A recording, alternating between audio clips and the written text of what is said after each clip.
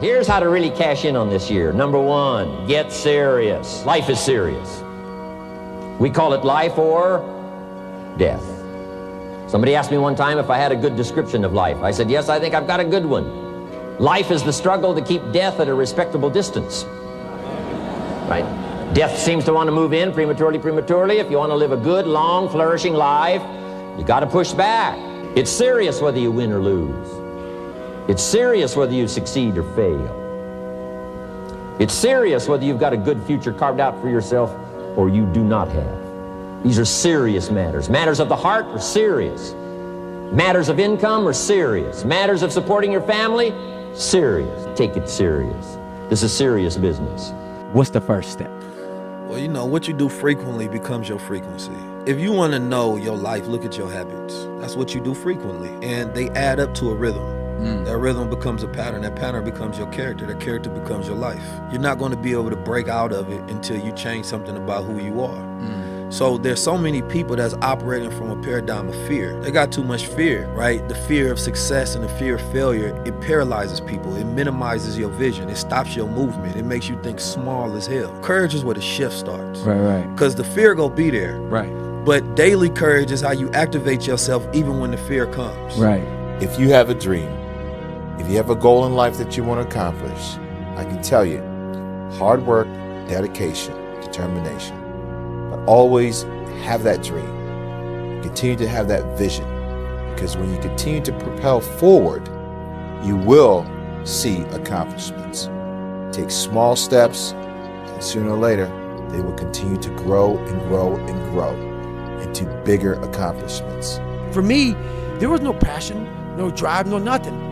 But I had this fire that I'm going to be somebody.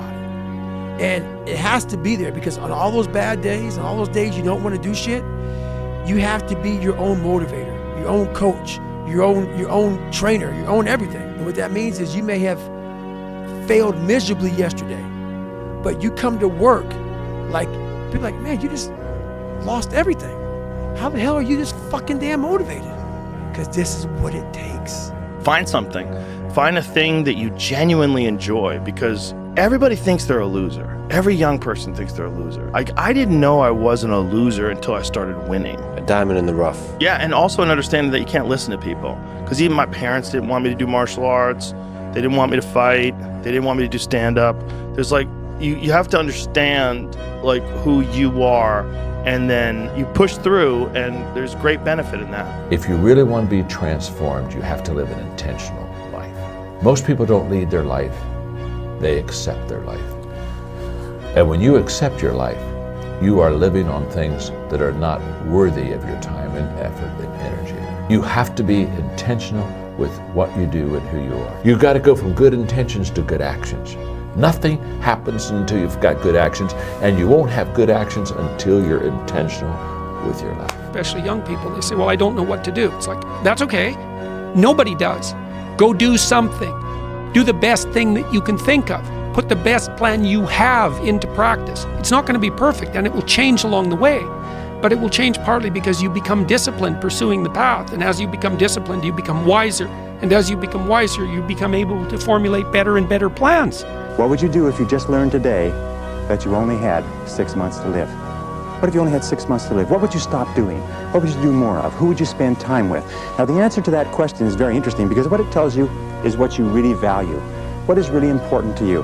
And what we have found is that self-esteem, satisfaction, happiness in life comes from getting your goals and your activities congruent with your values, with your priorities, with what you consider to be really important.